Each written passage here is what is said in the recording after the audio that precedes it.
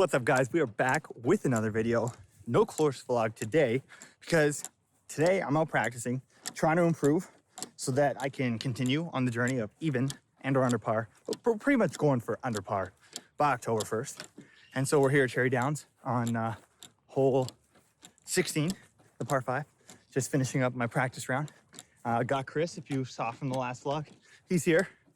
And so today I just wanted to go through my 4-step process that I'm putting in place to help me achieve this goal, so that, you know, when you're watching the vlogs and things like that, I'm not just aimlessly out here playing, you know, praying that one day the score is going to automatically drop. There is going to be some very thoughtful process and practice on how this is going to happen, because again, the reason why I'm doing this is a personal challenge, and I want to test the way I learn things, because how I learned music, which is my full-time job, I'm a music producer full-time. I learned music completely on my own just by using this exact model. So today in this video, I'm going to talk about my 4 steps, how I'm going to do it, have a couple shots in between. Been striping it good today. The draw is back, which is nice. A lot of that ball striking that I had lost before is back. And so here we go. Step 1 coming up.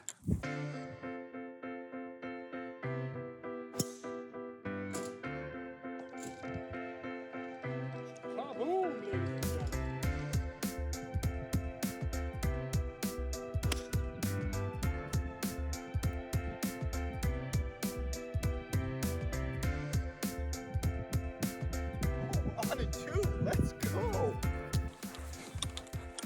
Okay, so step 1 is fix my body. And I'm sure, actually, there's no better way to prove that I needed to fix my body than comparing, you know, if you look at my earlier vlogs compared to the drive I just hit.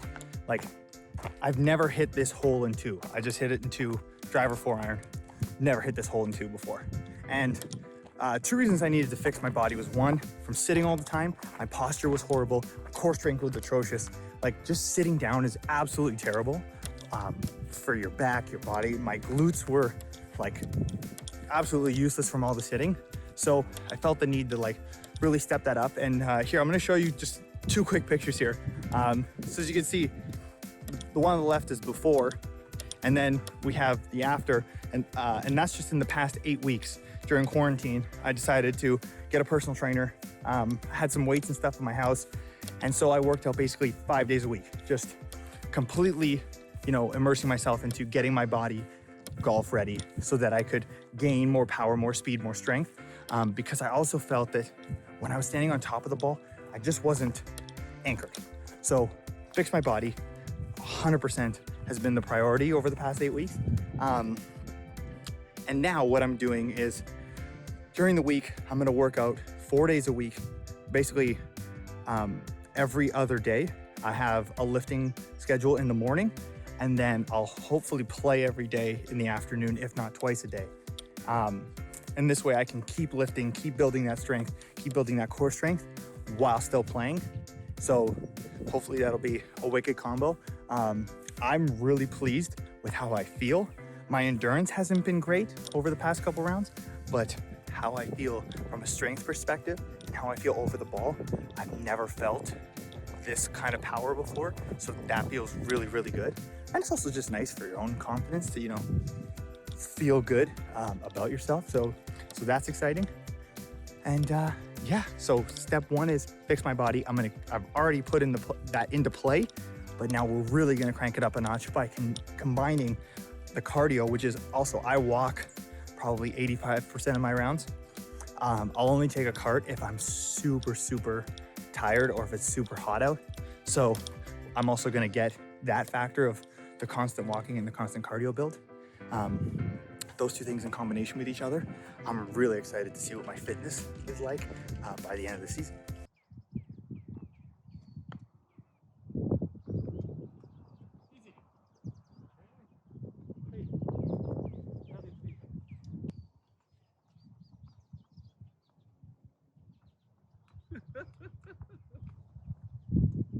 It's okay, you had like the pin, we'll just count it as your 3rd one. No, it doesn't count. Worst putter ever.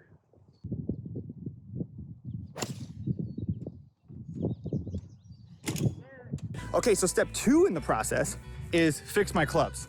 And luckily, that part's already been taken care of. I had my fitting with TXG, luckily, right before lockdown happened. My clubs have been ordered. Unfortunately, there were some delays because OEMs couldn't ship product, so they had no clubs coming in that they could build. But the improvements I was able to see in the fitting was pretty insane. Ian had my 6-iron carrying, like 205 in the air. Like, awesome. So I am just so excited to just have a full proper bag. I've never had brand new clubs. I've never had clubs fitted to me. So that's a game changer because now I have basically no excuse when it comes to gear. And listen, I'm a firm believer that it's the painter, not the brush. But at the same time, you also need the right tools that are not getting in your way.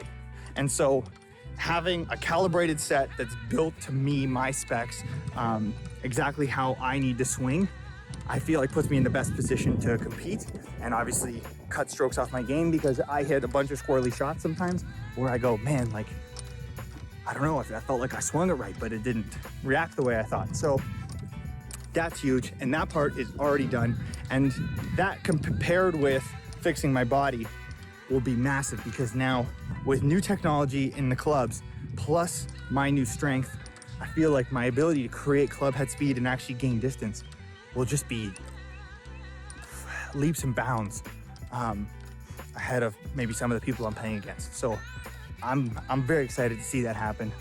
Fingers crossed that the clubs are able to be done in 2 weeks, because I honestly can't wait to hit them. But at the same time, I'm glad I got a bit of a warm up on my old stuff in the meantime.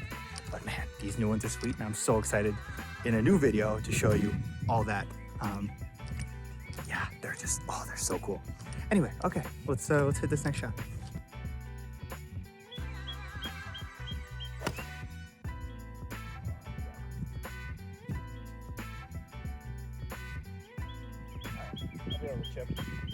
All right, now part 3 of this is practice, practice, practice.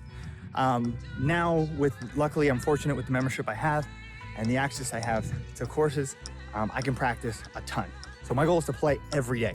Unfortunately, ranges are closed right now, so I can't really get a bunch of practice in. So my practice is gonna consist of being on the course, but my goal is to get as many reps in as possible to just obviously learn, build some muscle memory, just kind of get through the reps. One thing I found when I was learning music is you just gotta get up and fall, get up and fall, get up and fall. And so, that's why I show you guys the bad shots. I keep the scores honest, because like this, I need the screw ups in order to get better. I need to learn why I'm hitting shots poorly before I can start hitting shots great. And so the quantity of practice that I'm able to get in and quality of practice I'm able to get in, because I'm obviously gonna be playing, is gonna be phenomenal. And so I'm really excited about that, to really dial that in. And again, if I continue working out, fixing my body, I now have the clubs that fit me, and I can practice with, a body that really works, clubs that really work. That practice should be extremely constructive. So that is like the utmost thing that I want to put in, is just a ton of practice. And luckily, like, I'm a fan of putting in that work. I love that grind. I thrive on that grind. And I've been so excited that now that the lockdown has been lifted for golf, that I can go and put that grind into action. So it's going to be benefit the channel, because I'm going to be out here all the time making content, making videos, keeping you guys updated, and hopefully puts me on a faster trajectory than October 1st. But if October 1st is the goal.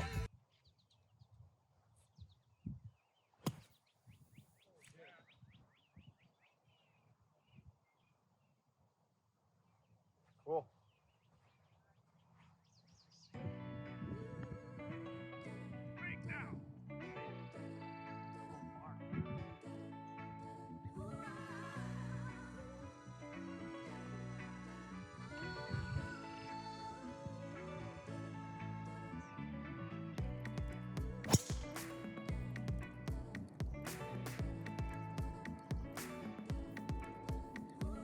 All right, so the 4th and final step of the process is gonna be to develop and execute a game plan. Now, fixing my body fit the right clubs, practice, practice, practice, I'm hoping to eliminate a lot of the unnecessary errors and start to understand exactly how golf works for me. What I've noticed with pros is they develop a workflow around the course tailored to how they swing, how they play. You want to have stock shots and a stock part of your game that you can just consistently rely on, and then execute that time in and time out so that you don't have to stand over a shot and wonder, is this going left, is this going right? Like, how am I hitting this? Knowing exactly what your distances are, being able to think off a tee, what's my landing zone? Where am I supposed to set myself up for my second shot? Just all of these more advanced things that once you can rely on your game, you can begin to execute, which is really exciting. So that step is going to be really fun when I finally have my clubs. I know exactly my yardages. I know exactly which parts of my game I thrive, which parts I don't. Am I going to go fade off the tee? Am I going to go, draw off the tee? All of those things play a huge factor. And I want to be able to own that so that I can walk into any course, get a rough lay of the land, and then just be able to execute my game and not have to worry, not have to think. I don't want to be distracted by how other people are executing their game. I want to just 100% have my game, own it, and execute that at an extremely high level, and have a workflow around the course that's airtight.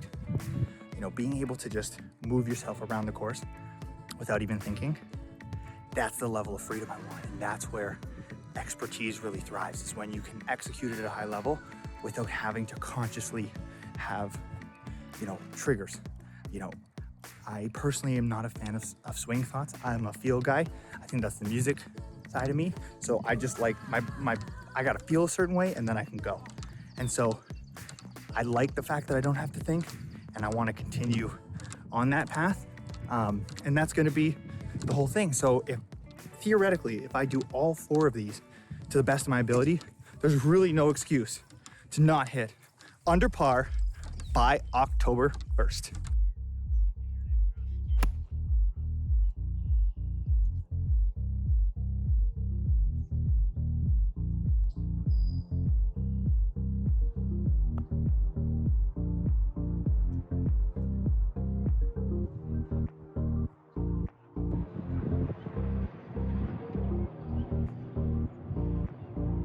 That concludes this episode. Thank you so much for watching. Please like and subscribe. Stay tuned, more course vlogs coming. Hope you have a great day. I'm gonna go play another 18, and I'll catch you on the next one.